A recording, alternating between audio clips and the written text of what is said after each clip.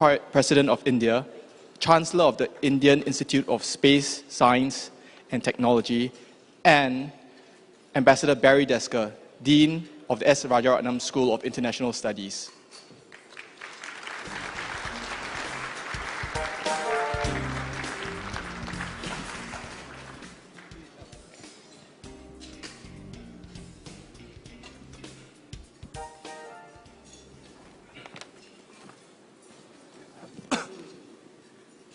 Distinguished guests, ladies and gentlemen, good afternoon.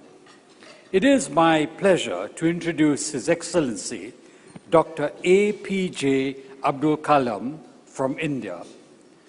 Dr. Kalam served as the 11th President of India from July 2002 until July 2007.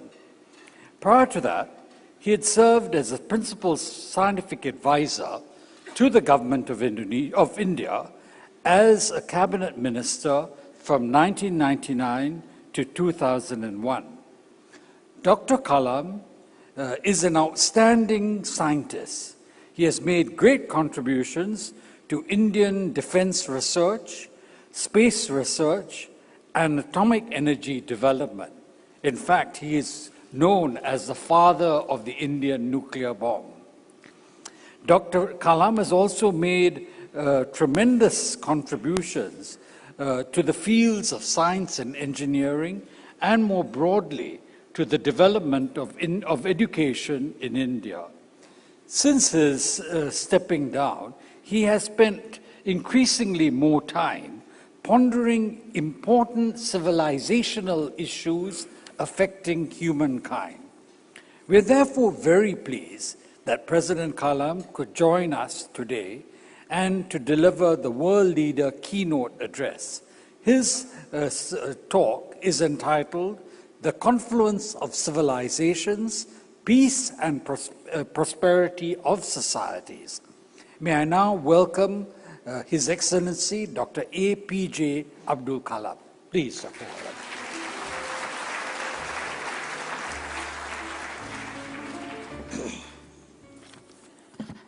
Friends, good afternoon for all of you. I hope you enjoy your food. I also enjoyed my food. First of all, I would like to greet my honorable friend, His Excellency President S.R. Nathan, and Ambassador Barry Desker, and all of you friends who have assembled here from various parts of the country and also within Singapore. Friends, before I have made a text for you to talk to.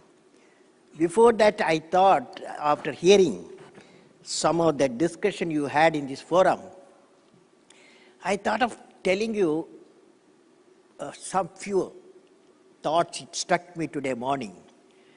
Number one, I have two experiences, India and multi-nation cooperation. That is, my analysis indicates if you can bring the core competence of multi-nations, and this is going to benefit a number of nations economically and culturally. For example, when I addressed the Pan-African Parliament with the 53 nations in Johannesburg, when I was a president, I proposed an idea of Pan-African E-Network. That Pan-African E-Network concerns the India offered that based on the core competence of Africa and India's core competence, we will invest about $150 million to connect 53 nations in telemedicine, teleeducation, and e-governance. And in about 4 years' time, nearly 40 countries have been connected. Now, this small amount of $150 million and the technology core competence of the nation can benefit 53 nations apart from India itself. It's the amount spent and the core competence of the nation is used. This I find this is what is needed today. Instead of we are in desperate economic problems, every nation has got a core competence. If we bring the core competence of multiple bilaterally or multiple nations, we can achieve a lot economically. The another area personally I involved what is called a collaboration between Russia and India. We invested about $150 million each. Total cost of the program $300 million. This is building a unique system world has not seen, and $300 million.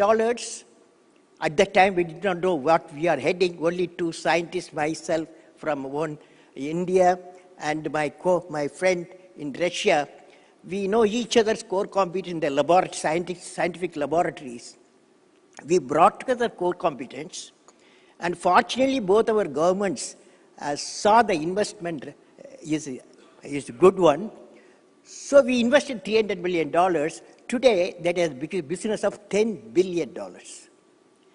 Core competence of the two nations, it has become to $10 billion. It's a small amount, looks like, but I find nationally, internationally, we have unique core competence. We need a unique type of leaders. What we need today, the leadership, the type of leadership what we need, leader of magnanimity. That means you have to accept the magnanimity of magnanimity is essential to accept there is a core competence exists for a nation and use your nation core competence, make a product system, and it will be useful to multiple nations. This is one quality is very important I observed. Friends, with this introduction, I am indeed delighted to address and interact with the participants at the second Singapore Global Dialogue hosted by the R.S.Raman School of International Studies here in Singapore.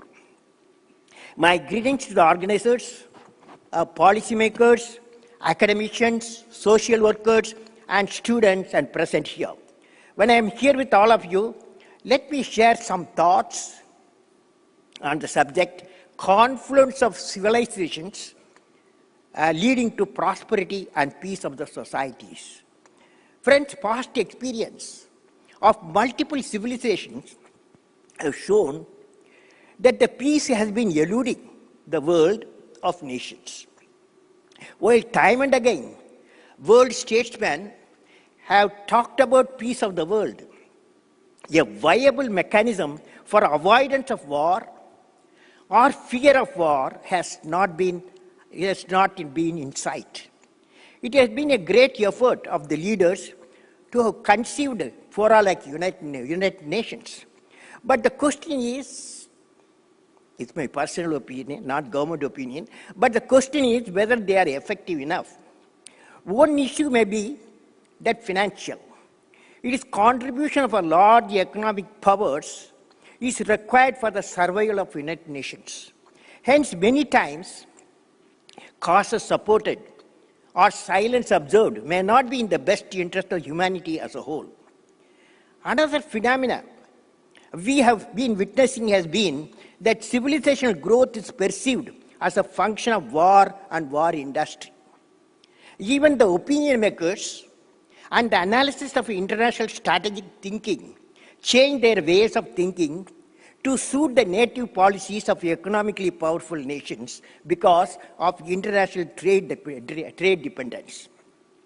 While in principle, democracy of a nation is propagated, it is not clear how much democratic opinions of nations are valued internationally, yet another dimension prevalent throughout the world, be it developed or developing, there are big divides within the nation on education, healthcare, water, energy, and other aspects.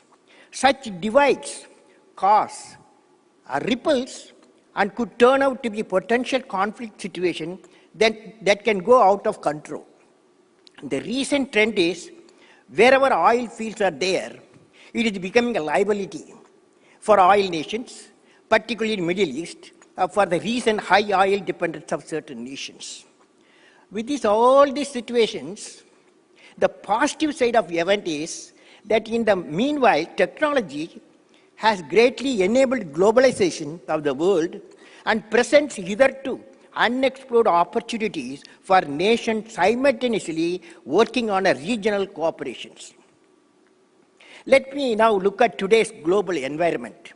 The present global environment indicates that we need new and out-of-box solutions. What is the global dynamics of the present time? Today, the challenges of the world are poverty, illiteracy, a safe drinking water, a clean and green energy, equitable distribution of resources, quality education with values for all, societal imbalances, diseases, quality health care for all, and good living condition with employment potential. Individual nations are working together to find a solution to these challenges. However, we are clearly witnessing the challenge faced by nations are not only of their making or the solution amenable only by the individual nation. There are many international dimensions for the cause and solutions. Hence, working for solution is a collective responsibility of a global community.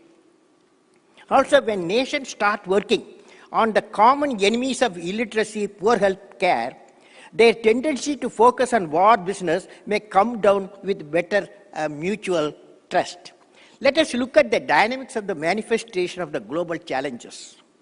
The world today is integrally connected through 4 rapid connectivities. They are environment, people, economy, and ideas.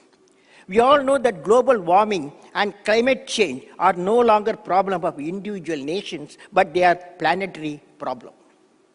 In the present time, a single product may be made out of components sourced from multiple continents and provide services to markets far off from their place of origin. We also saw and witnessing how the economic turbulence originating in one part of the globe, affecting many nations in trade and business, how a volcanic eruption in an island nation brought the entire airline industry to a halt.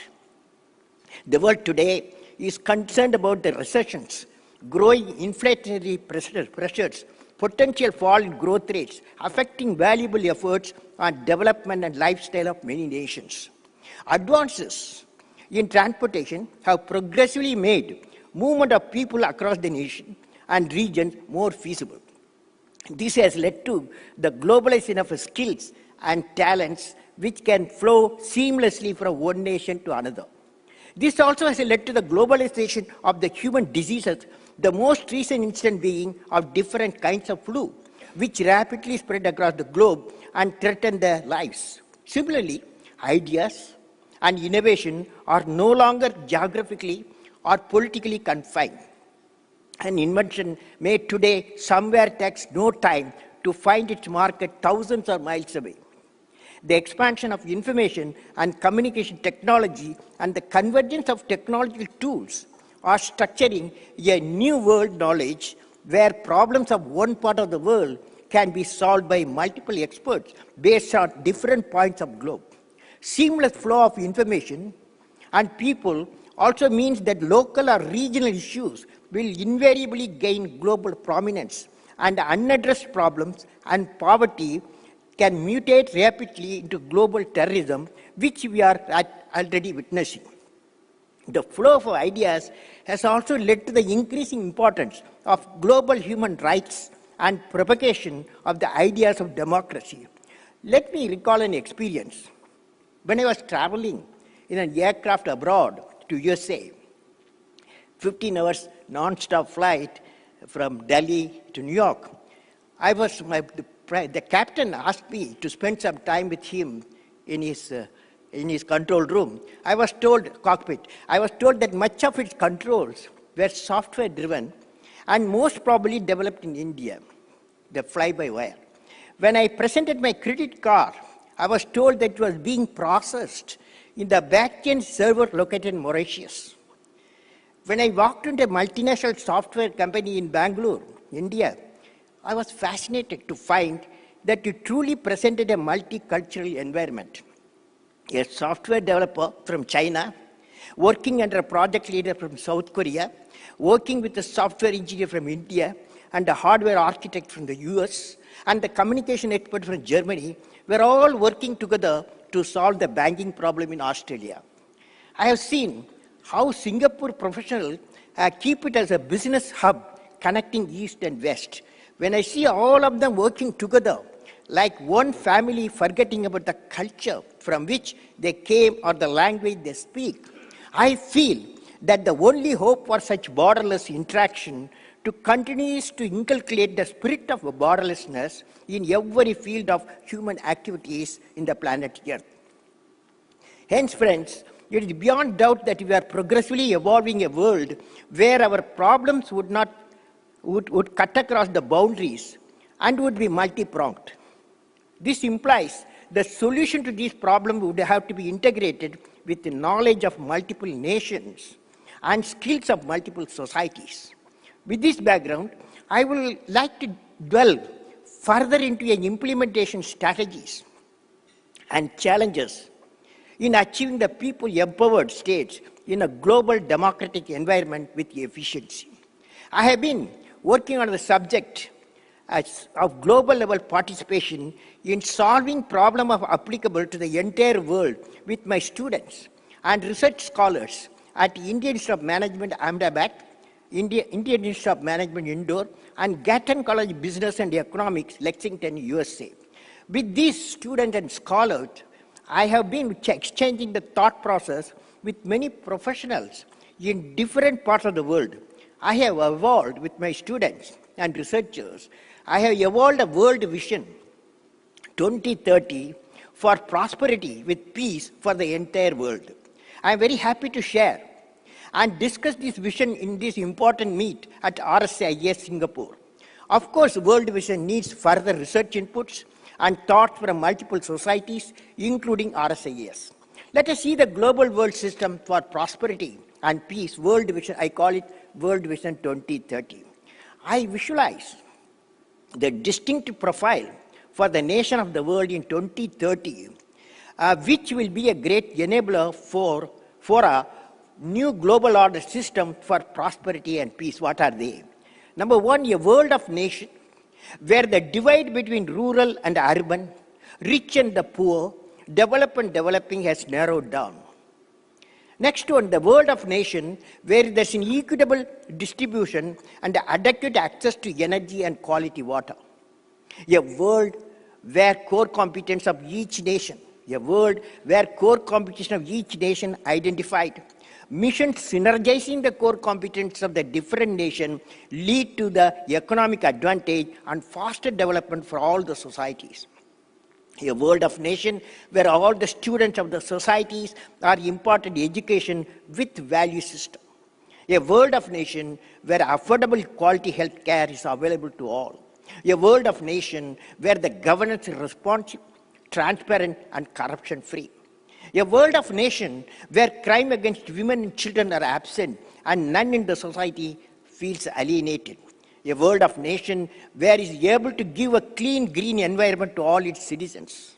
A world of nation that is a world that is prosperous, healthy, secure, devoid of terrorism, peaceful, happy, and continues with a sustainable growth path. Finally, the world of nation with creative leadership who ensure effective mechanism to resolve conflicts between nation and societies in a timely manner, keeping overall peace, prosperity of the world as a goal.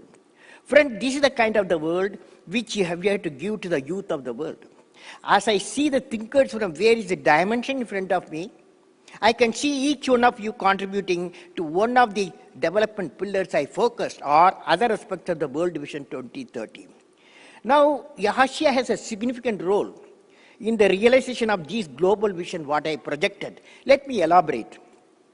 Asia is a global human resource cadre.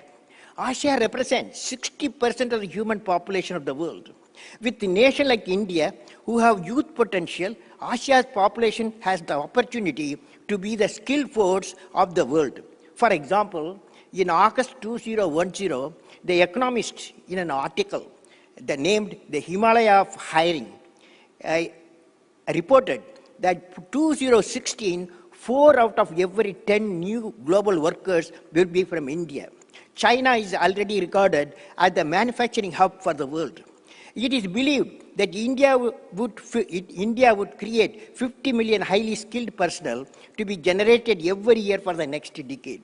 Thus, the need of the hour is to empower the Asian youth with the global skills leading to the formation of a global human resource cadre. Global human resource cadre. This will require Asian universities and industries to come together and create the necessary infrastructure and knowledge base for skill dissemination, skill certification, and skill upgradation. The next area, Asian Pura Mission. Asian Pura Mission. Asia has 30% of the land area and a significant rural population. Moreover, with 3.8 billion people in the continent, Asia has to depend on its farms for feeding its population. This will require innovation in agriculture science and a focused mission on rural development. Let me suggest a sustainable rural development system which can be applied to the entire continent of Asia. It is called Pura, providing urban amenities in the rural areas. Pura envisages provision of physical connectivity, electronic connectivity, knowledge connectivity, leading to economic connectivity of the clusters of villages in different parts of the region. Based on the terrain and climatic condition, we will have hill Pura, plain Pura, coastal Pura, and desert Pura. The total number of Pura in India alone will be around 7,000. The Indian government, various state governments, NGOs, and private organizations are already working on the mission of implementing such Puras for rural development in India. I am sure the lessons of Pura implementation in India would be relevant for application of the Sustainable Rural Development Mission across the continent of Asia and elsewhere. For example, when I visited Philippines, I suggested that the model of island-based Puras, and in Maldives, I put forward the vision of atoll-level Pura. Asia's potential to be an economic powerhouse. In the present situation of a turbulent world economy, Asia's role in the global economic equation is imperative. Nations like China, Japan, South Korea, and India and Singapore are among the leading economies of the world. China and India are amongst the fastest growing economies, whose GDP growth was relatively unaffected by even the global recession in 2008 and even now.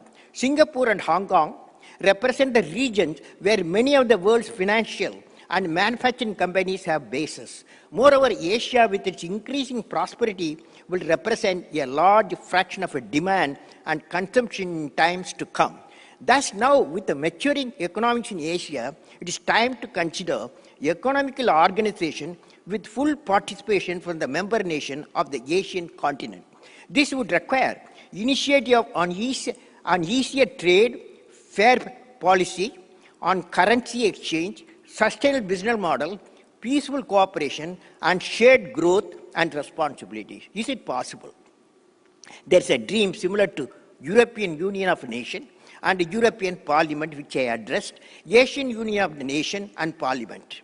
The audience should remember, I am talking about the growth and prosperity and peace of 3.8 billion people.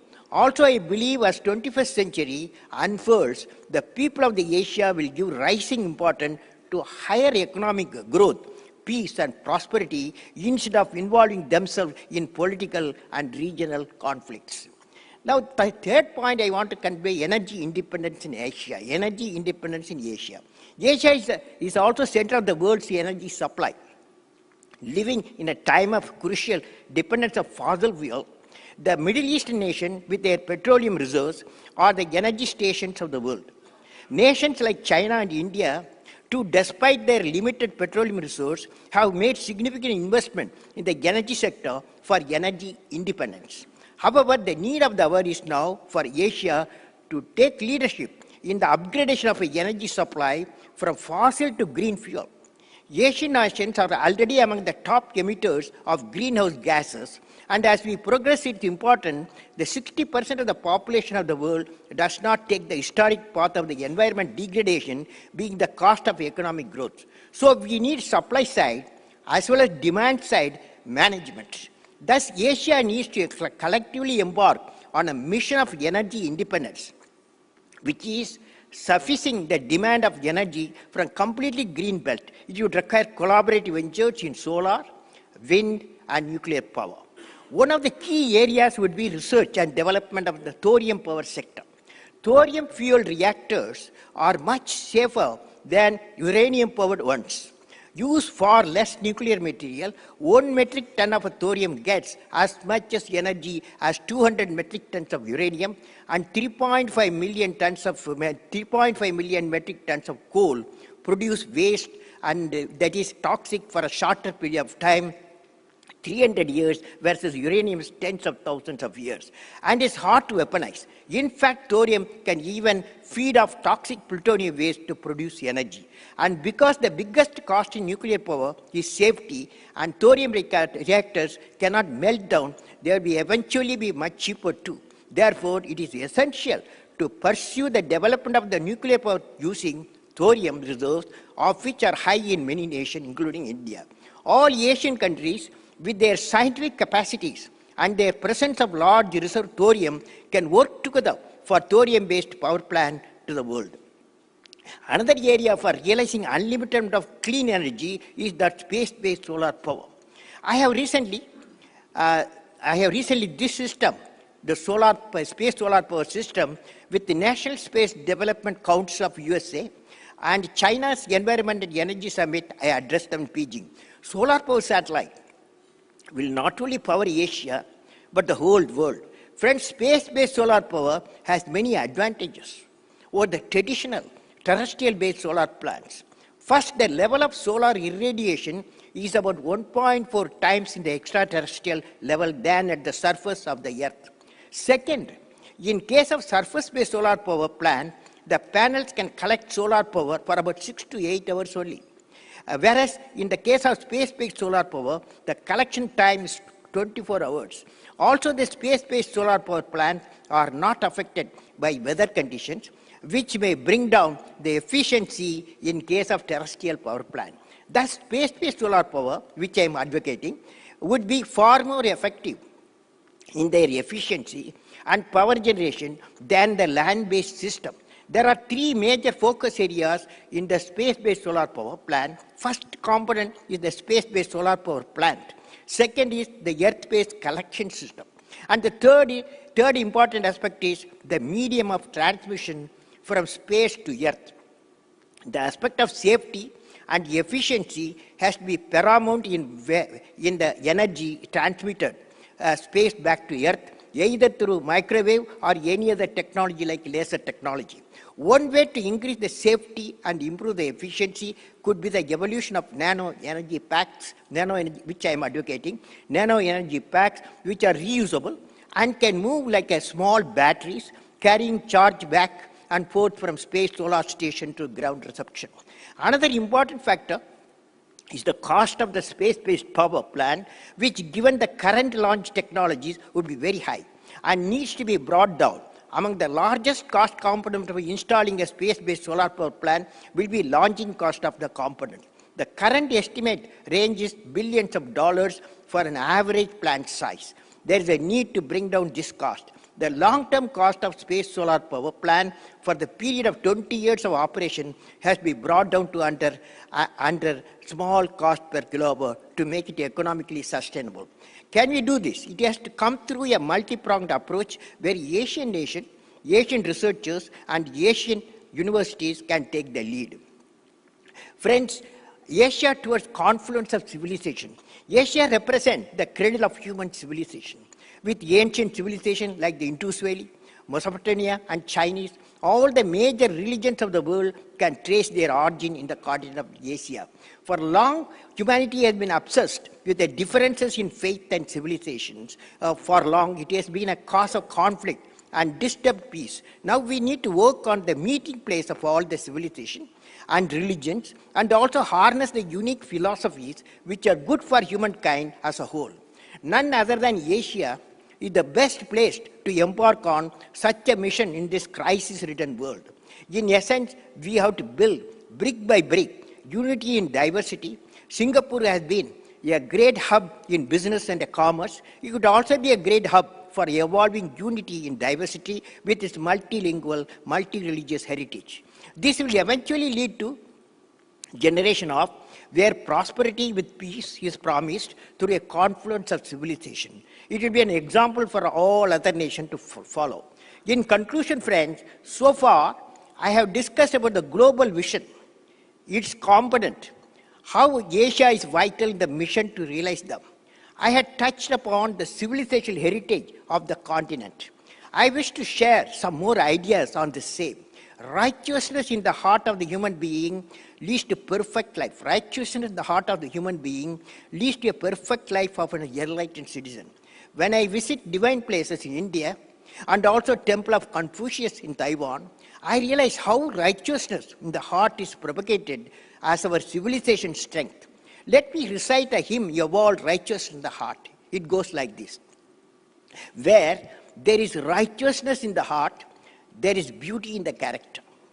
Where there is a beauty in the character, there is harmony in the home. Where there is harmony in the home, there is order in the nation.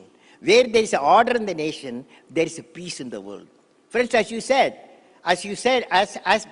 said by Confucius, 2,500 years ago, from the emperor down to the common man, the cultivation of the righteousness of righteous life is the foundation for all, he said. Hence, what the nation, the world need are the combination of Global Vision 2030 and righteousness in the heart of every citizen for realizing green, clean environment without pollution, having prosperity without poverty, peace without fear of war, and a happy place to live for all citizens of the nations of the world. With these words, I convey my best wishes to all the participants of Singapore Global Dialogue success in their mission of realizing societal peace and prosperity through confluence of civilization. May God bless you all, friends.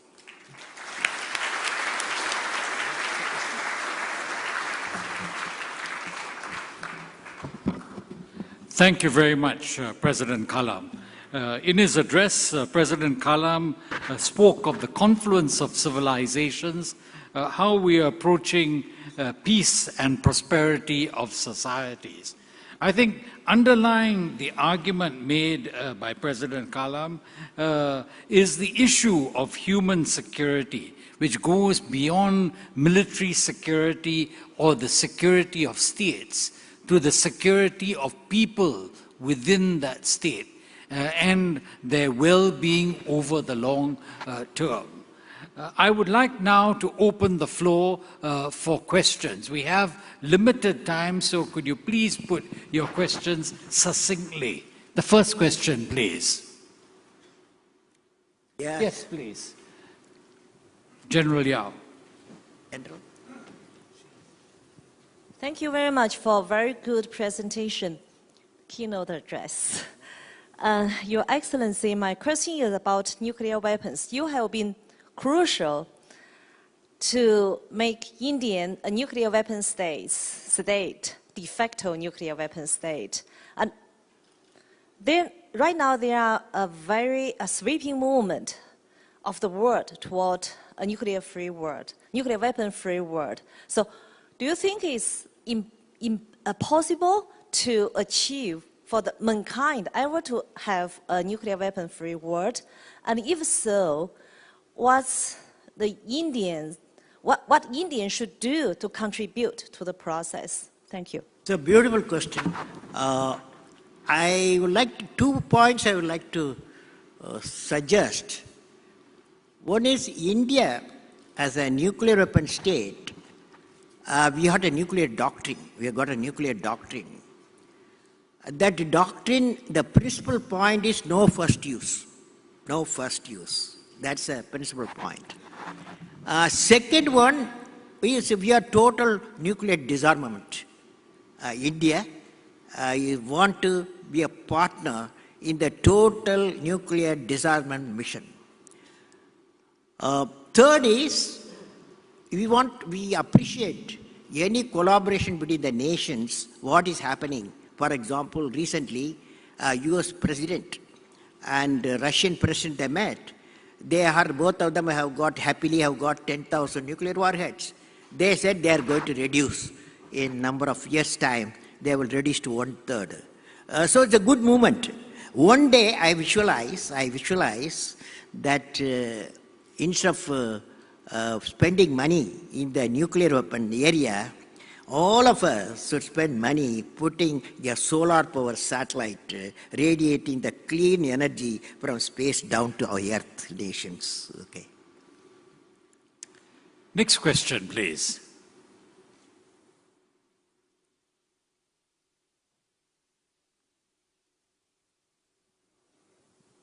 Yes, please. Ron Matthews.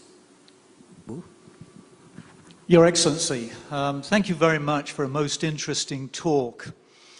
I've spent some time in India, and it's struck me that when I was there a few years back, this was during the period prior to 1992, when liberalization started to take root, there was an environment characterized by state intervention, industrial licensing, planning. And it was a claustrophobic economy. And in your talk today, one of the themes was technology development. And I'd like to know your view on the positioning of India today in terms of, if you're going to be a mega power rather than just a great power, the emphasis ought to be on domestic technological development capability rather than dependence on other nations.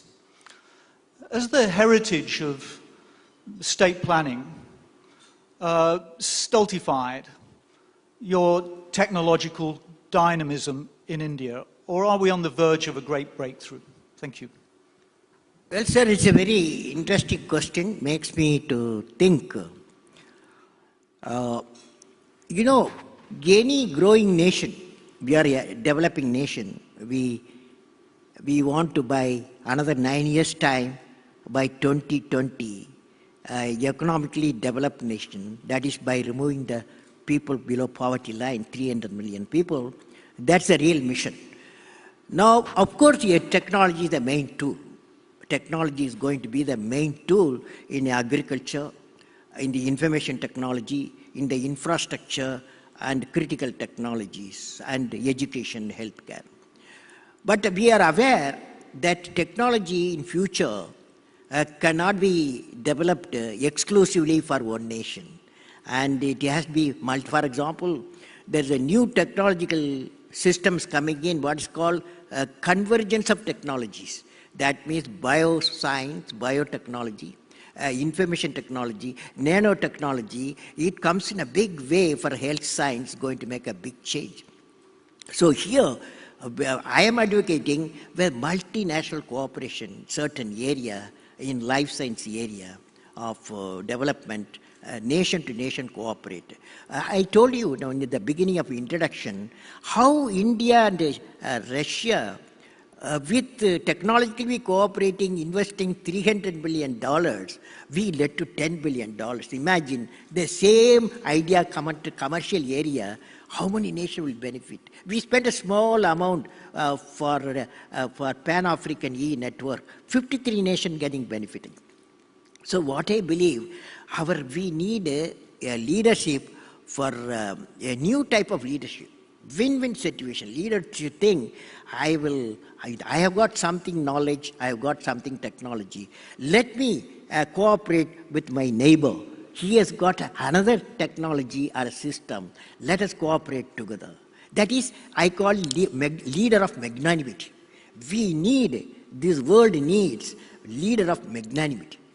Not warlike mind, not war business. We need leader of magnanimity in thinking, in action. Yes, could we take both those questions together, please? How? Good afternoon, Your Excellency. My name is Anselm Chu from Global Youth Congress, Singapore. I actually have two questions. Yes, sir. First question is relating to Ambassador Kishore Mahbubani's talk this morning. He mentioned about United Nations Security Council lacking in the in the presence or representation from Asia powers. So what do you think, how long more will UN or the Western powers accept Asian powers like India and Japan to be a permanent members in the Security Council? The other one is linked to India's rise. Recently, we read a newspaper report from Straits Times about increased naval presence of India warships in South China Sea. Do you think India, in the perspective, will play a more active role in the regional situation? Thank you. Sir, my feeling is, I have indicated in my presentation, United Nations and UN Security Council, it should represent 7 billion people of the world. It cannot represent half the population or quarter of the population. It should represent 7 billion of people. That is our population, world population. Now, naturally, that India, we believe, if we are Security Council, we can contribute in a big way, and it cannot be avoided. According to me, it's only a question of time. India and many other nations should get a place in the Security Council. Regarding China and India, no, we are one of the largest partners, China and India. We do a business of $50 billion with them. Now it is growing. The Chinese, India is growing the business and trade. Now, each one has to walk in his own or in her shadow. And China has got a civilizational strength and India has got a civilizational strength. But we meet, as Chaulai said, and not Chaulai, as Confucius said, and Lord Buddha said, righteousness in the heart will lead to the beauty in the character, that leads to harmony in the home, that leads to peace in the world. So it looks to me, finally we have to work for India, China, of any other nation, prosperity and peace of the world. That's what I have proposed. What's called 2030 vision, world vision, is peace and prosperity of the world, not only India and China. We want to see, just like you saw how a small money, the Pan-African E-network is came out, how small money between two nations brought a business proposal like India, Russia. So this is what we should do. Our future way of thinking should be, strategy should be, what can I do for my people? What can I do for the world? That's the type of thing a world leader should think in terms of what I can do for the world. Instead of saying, what can I take? We should think in terms of what can I give to the world? That is the real leadership. That is the real leadership of magnanimity.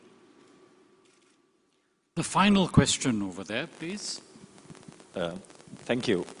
My name is Yusmadi Yusof. I'm from Malaysia, Member of Parliament. On confluence of civilizations, I'm for what Excellency say about collaborative entrepreneurship, so to speak. But being a young leaders here, I would like to ask your suggestion, because for me, I'm struggling to really understand Mahabharata, and even to understand Sangho Yang. And I have to say, with full of humility, I will never touch China if I cannot understand Sangho Yang or the Three Kingdoms. I will never touch India if I cannot understand Mahabharata. But at the same time, you mentioned unity in diversity, which I know, as a matter of fact, is a very, I would say, effective principles, all this while practiced in Indonesia. With all this strength in this region, can you suggest, I mean, taking the points of to have a righteous of heart, leadership of magnanimity, can you suggest something for someone like me or many more young leaders in this region? Thank you very much. Yeah, I have met so far 12 million young people below 25 years, last 10 years, 12 million people. One of the questions they ask me is how I can be a unique person. How I can be unique person. Now, when I study religion, I have studied all religions. There are two components in every religion. One is theology, another is spirituality. Now, theology very special for every religion, you can't touch it. If you touch it, you had it. So, but spirituality, if we go deep into every religious sacred documents, you find is common. Almost all the religion says that always you think in terms of what can I give. That is the spirituality. So I am advocating, why not we connect the spirituality component of the religion and get a bridge, get a bridge to religions, that society and then civilization. That's my push. You can ask me, is it possible at all? Is it possible to connect the religions? I give you one example. Somewhere southern part of India, there's a place called Tumba. Tumba, there was my guru, my teacher was Vikram Sarabhai. He wanted to establish a space research center there because the equatorial region, the equator is passing through nearest area.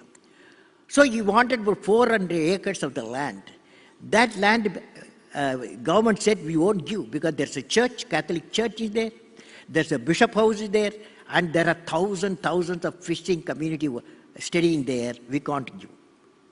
Now my guru, he is a very man of steadfastness.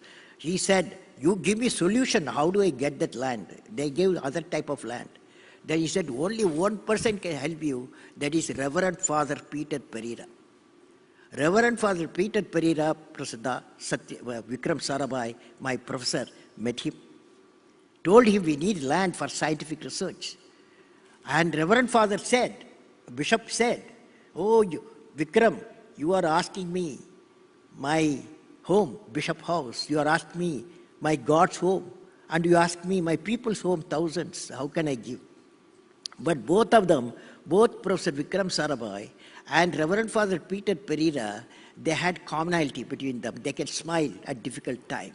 They smiled. Next day, he was invited to the church, and he went to the church. Vikram Sarabhai went to the church, and the Bishop Reverend Father Peter Pereira introduced Vikram. Here is a scientist. What science do? Science helps people materially. It gives a telephone, it gives the mic, it gives the health care, it gives some prosperity, and agriculture productivity increases. And what preacher like me does, that is a bishop, what he does, he gives peace to the people. Peace to the people. So science and spirituality, religion, have to meet together. Can he give this a land of 400 acres for scientific purpose? There was a pin drop silence. Then all of them, thousands of people, they got up, they said, Amen. The church was given. The bishop house was given. The whole place was given for scientific work. But here we see the two great minds of two religious minds, one spiritual and scientific mind. They work together. It is possible to connect the societies. And this is the type of message we should collect nationally, internationally, spread the message, connect the civilization and societies. Thank you, President Kalam. President Kalam demonstrated today that he straddles the pillars of scientists and technologists as well as that of a humanist. He has given us a thought-provoking address, and could I ask you to join me in thanking President Kalam?